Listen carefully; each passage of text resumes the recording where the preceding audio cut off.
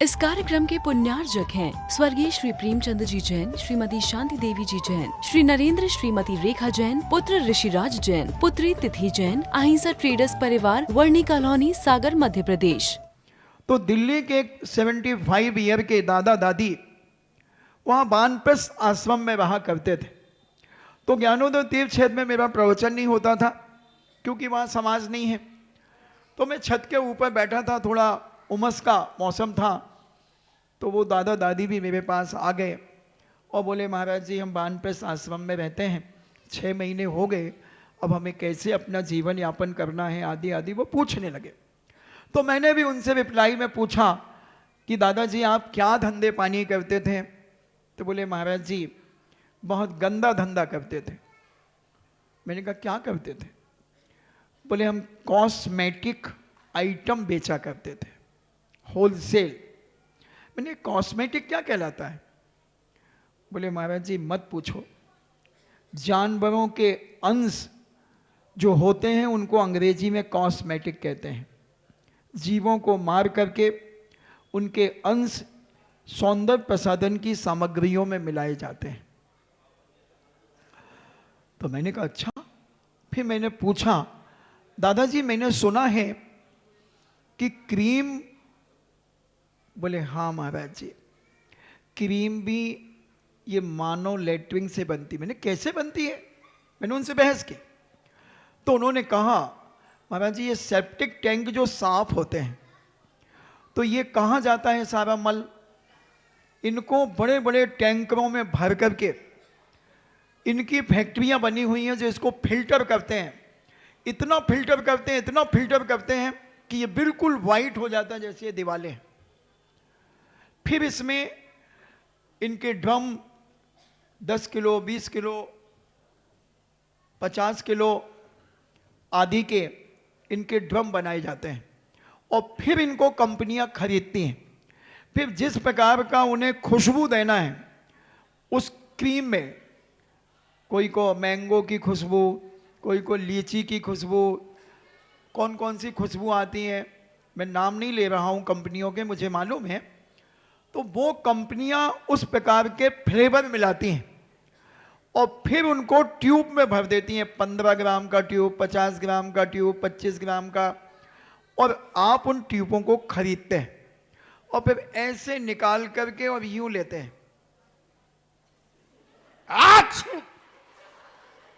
और आप चुपड़ लेते हैं।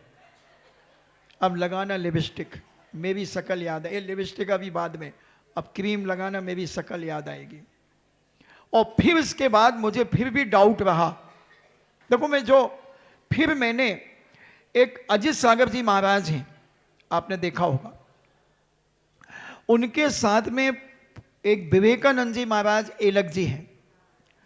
तो उन्होंने एक पुस्तक निकाली है, दूसरों की पीड़ा हमारी पीड़ा।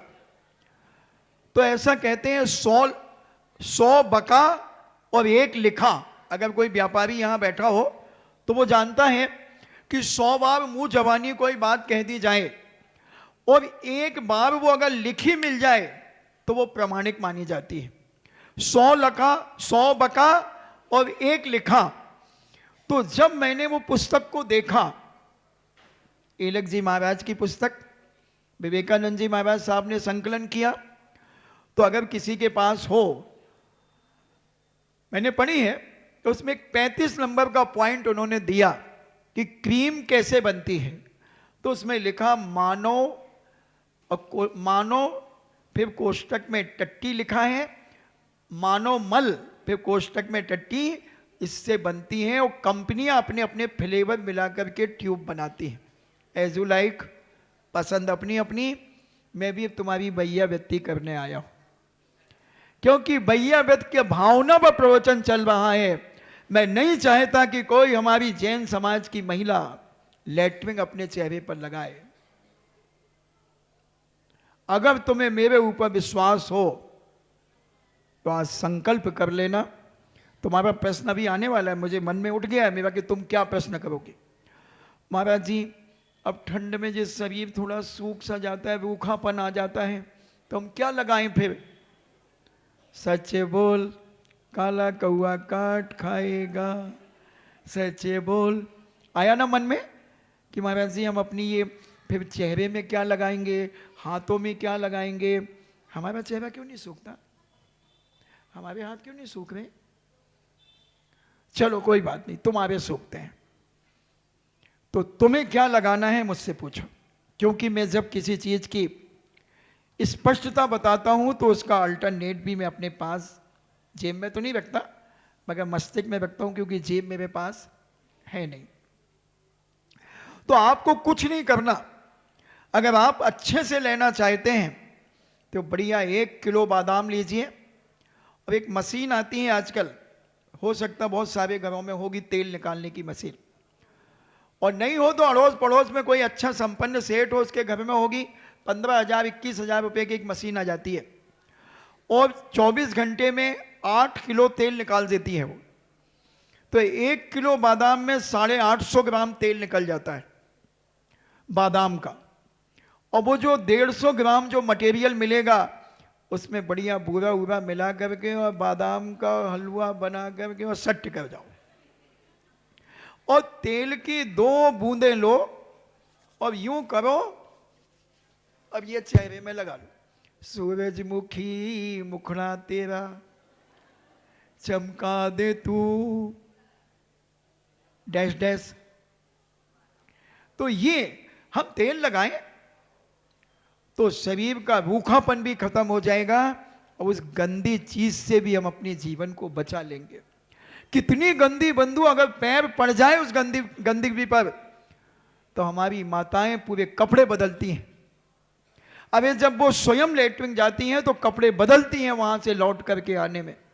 हमें तो वो संस्कार मिले हैं, लेटरिन जाने के लिए सारे कपड़े खोल करके लेटरिन जाना चाहिए, और पहले सारे बच्चे माताएं सब घरों में जाते थे,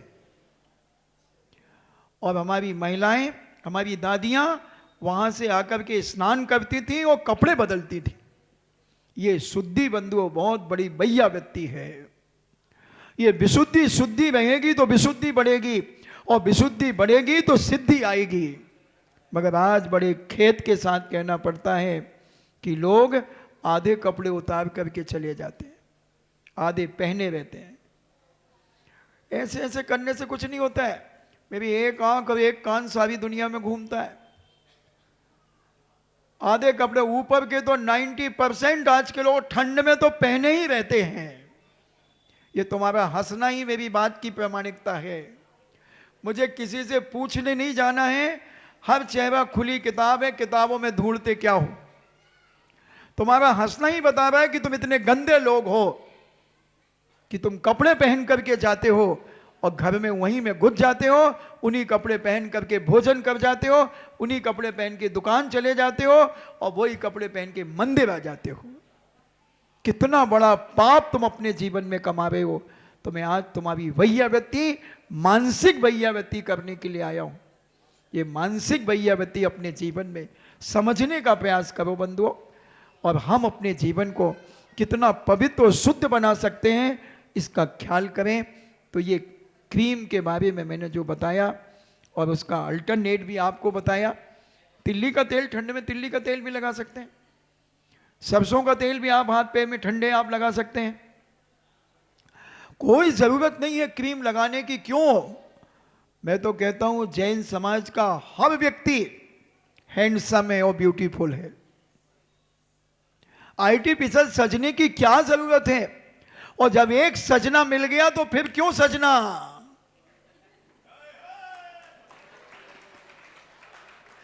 जब एक सजना मिल गया तो फिर क्यों सजना? मुझे बताओ, किसके लिए सजना? किसी दूसरे के लिए? क्यों?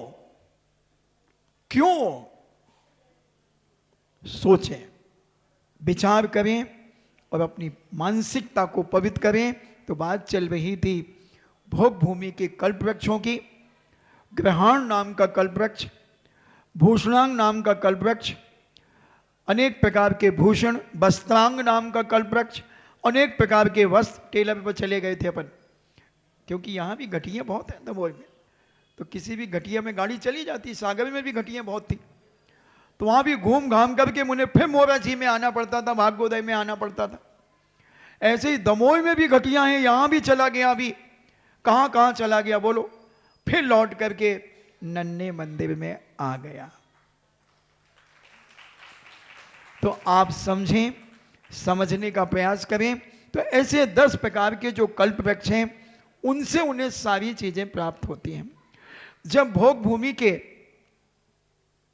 84 लाख पूर्व शेष था और 84 लाख में 84 लाख का जब गुणा करते हैं तो एक पूर्वांग होता है, एक पूर्व होता है।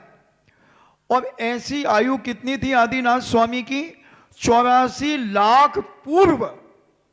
तो एक पूर्व कितना है? 84 लाख में 84 लाख का जो गुणा करते हैं वो एक पूर्व कहलाता है। और ऐसी 84 लाख पूर्व की उनकी आयु थी, जिसमें 20 लाख पूर्व तक उनका कुमार काल रहा, 63 लाख पूर्व तक उन्होंने राजपाट किया। फिर जब 1 लाख पूर्व उनका बचा, जो चैत कृष्णा नवमी के दिन नीलांजना का नृत्य देखकर उन्हें वैराग्य हो गया। इसके पहले उन्होंने जब प्रजा त्राही मां करने लगी, खाने के लाले पड़ गए, कल्प वृक्ष सारे के सारे समाप्त हो गए, केवल नाभि राय जी के यहां पर कल्प वृक्ष थे, वो भी मंद से पड़ गए थे। और बाकी सारे लोग त्राही मां करने लगे। और जब नाभि राय के पास सारी जनता तृतीय भोग भूमि का जो अंतिम काल चल रहा था, उस समय जब उनके पास आई और दीनहीन दशा देखकर नाभि कुमार ने कहा, क्या हुआ? बोले, हमारे बच्चे भूखे मर रहे, खाने के लिए कोई व्यवस्था नहीं है। यही बहुत गंदी आदत है। बैठ जाओ, ये शोभनी नहीं, ये सभ्यता नहीं कहलाती है। अगर अभी कोई हेमा मालिनी का डांस चल रहा होता तो एक भी नहीं उठ के जाता। कहते ना, कर्म डसे जब जानियो जिनवानी ना सुहाए, के ऊंगे के लड़ मरे के उठ घर को जाए। ये मिथ्या दृष्टि का लक्षण है बंधुओं। अब मैं जिंदगी भर के लिए नहीं आ गया हूं यहां पर, तुम्हारे यहां पर।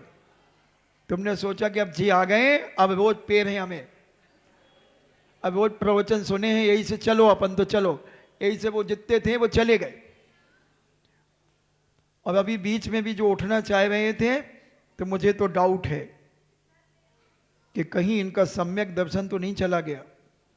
अरे सम्यक दृष्टि जहां भी जिनवाणी सुनाई जाती है, सम्यक दृष्टि लाखों के काम छोड़कर उस जगह पे आता है जहां जिनवाणी सुनाई जाती है। यह धर्मात्मा का लक्षण होता है, यह ज्ञानवान व्यक्ति का लक्षण होता है, यह सज्जन पुरुष का लक्षण होता है।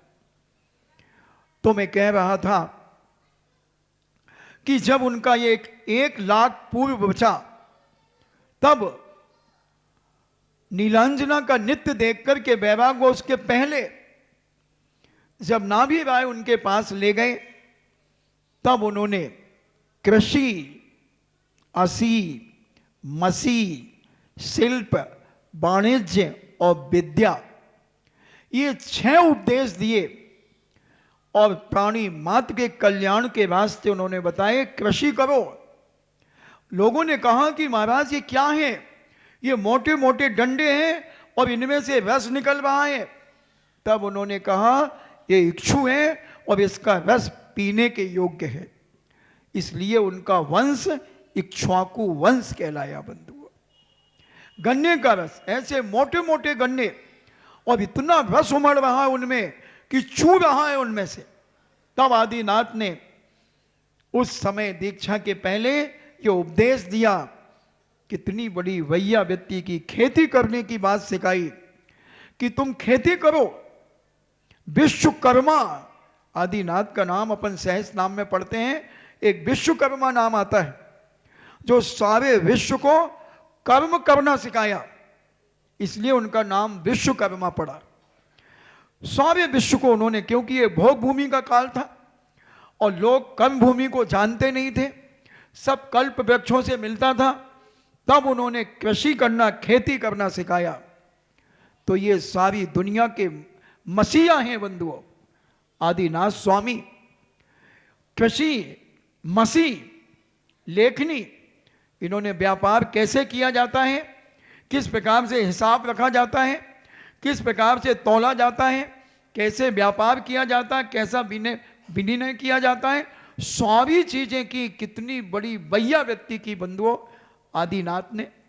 एक एक श्रावक के लिए काश अगर आदिनाथ नहीं होते, काश अगर आदिनाथ नहीं होते तो आज सारी दुनिया अनाथ हो जाती। केवल मांसाहार, अत्याचार, अनीति से पूरा देश भरा रहता बंधुओं, सत्यानाश हो जाता। मगर आदिनाथ के उपकार, इतने उपकार हैं बंधुओं, इतनी उन्होंने भैया व्यक्ति की है प्राणी मात्र की, इसलिए घर घर में आदिनाथ स्वामी का चित्र होना चाहिए बंधुओं। प्रत्येक घर में आदिनाथ स्वामी का, महाराज बताएंगे कल बहुत विस्तार से अपने प्रवचनों में। तो ये आदिनाथ स्वामी एक एक बच्चा, और जब आदिनाथ स्वामी का चैत्र कृष्णा नवमी को जन्म होता है, उस दिन अपने बच्चों से कहो कि अपने बच्चों के साथ स्कूल में 2-3 मखाने, 1 काजू, 1-2 किशमिश, थोड़ा सा नारियल और 1 आध बादाम या कुछ ऐसे 5 चीजें डाल करके, मिश्री डाल दो और छोटे छोटे पैकेट बना करके, उनकी क्लास में 50 बच्चे हैं, 50 पैकेट बना के दो और उसमें एक चिट लगा दो, हैप्पी बर्थडे आदिनाथ स्वामी का। लोगों को जानकारी होना चाहिए कि जैनों के लोग समझते हैं महावीर स्वामी से ही जैन धर्म चला। नहीं बंधुओं, ये महावीर स्वामी जैन धर्म की शरण में आए, शरणागत हैं।